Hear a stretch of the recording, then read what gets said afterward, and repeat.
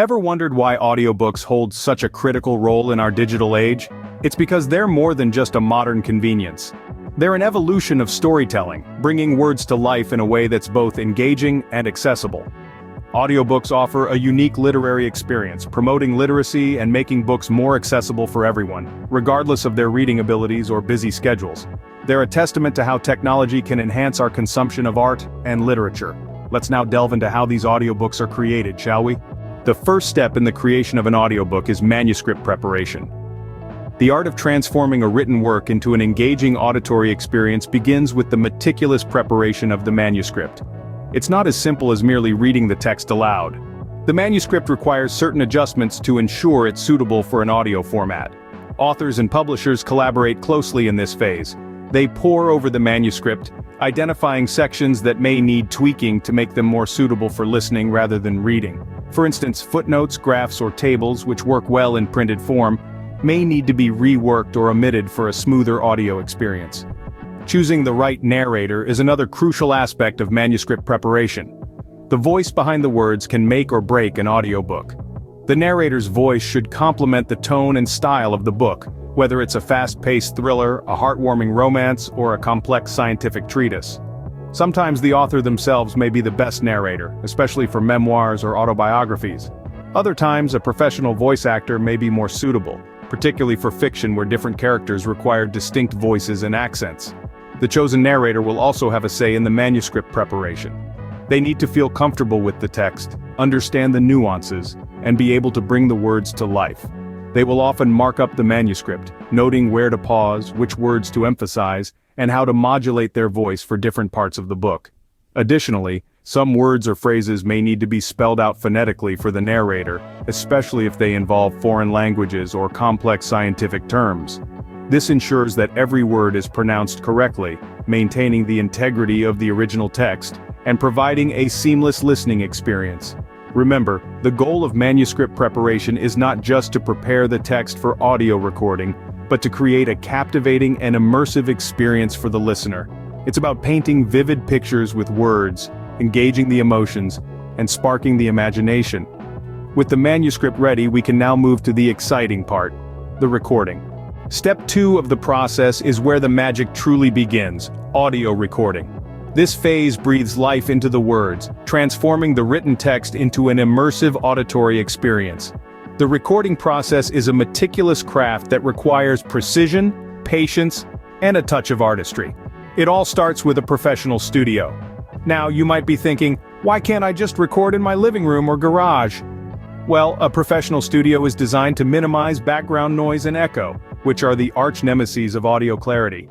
It's an environment engineered to capture the purest form of sound, the very essence of your narrative. Now, let's talk about equipment. A high-quality microphone is non-negotiable. It's like the paintbrush for an artist, the pen for a writer. It's your primary tool in creating a sonic masterpiece. A pop filter is also essential to soften those pesky P&B sounds that can cause distortion. And don't forget a reliable set of headphones to monitor the recording as it happens. But let's not fool ourselves. Even the best equipment can't make up for a lackluster performance. That's where the role of the narrator comes in. The narrator's voice is the vessel that carries the story. It must be clear, expressive, and capable of conveying a wide range of emotions. The narrator's voice should be like a chameleon, changing tones to match the mood of the scene, the personality of the characters, and the pace of the story. Whether it's the suspense of a thriller, the passion of a romance, or the wonder of a fantasy, the narrator's voice brings these emotions to life. And remember, this isn't a one-take wonder. The recording process may require multiple takes to capture the best version of every line, every word, every pause. It's a labor of love, but the end result is worth every moment. Once the recording is complete, it's time to polish it to perfection, but that's a topic for our next scene. Stay tuned. Step 3 brings us to the phase of editing and mastering the audio. We've journeyed from preparing the manuscript through recording the audio, and now we've arrived at the crucial stage where we polish and perfect our audio content. This is where we take our raw, uncut gem and fashion it into a dazzling jewel of an audiobook.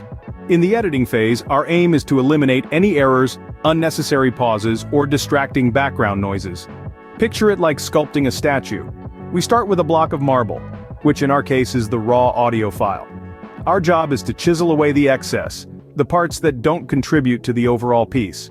We're looking for those ums and ahs, the stutters, the long silences, and the unexpected sounds. We chip away at these until we're left with a smooth, clean narration that flows seamlessly from beginning to end. Now, let's talk about mastering. You might be wondering, what's the difference between editing and mastering? Well, while editing is about removing the unwanted elements, mastering is the process of ensuring the audio quality is consistent throughout the book.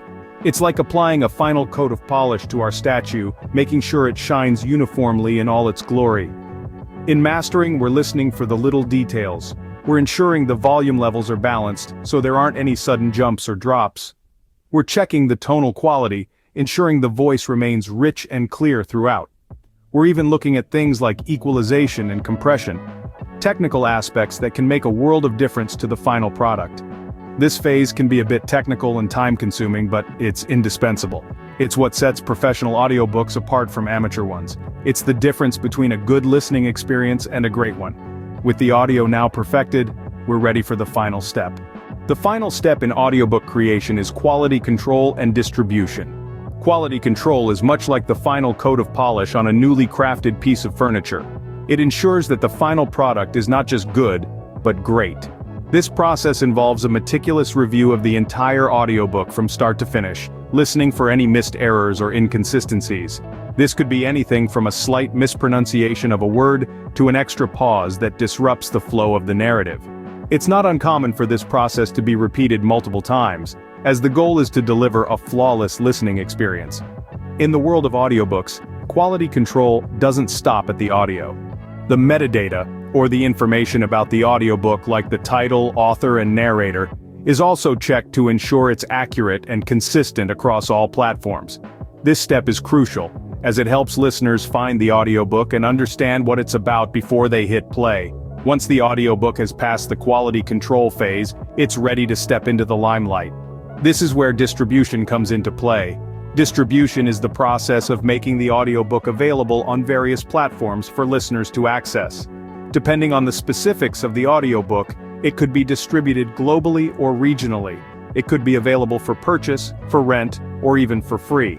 The audiobook could be distributed through major platforms like Audible and Google Play Books, or through specialized platforms that cater to specific genres or languages. The key to successful distribution is understanding where your listeners are and how they prefer to consume audiobooks. This is why it's important to work with a distributor who has a wide network and a deep understanding of the audiobook market. The journey of an audiobook from manuscript to listener is a long one, involving numerous steps and many dedicated professionals.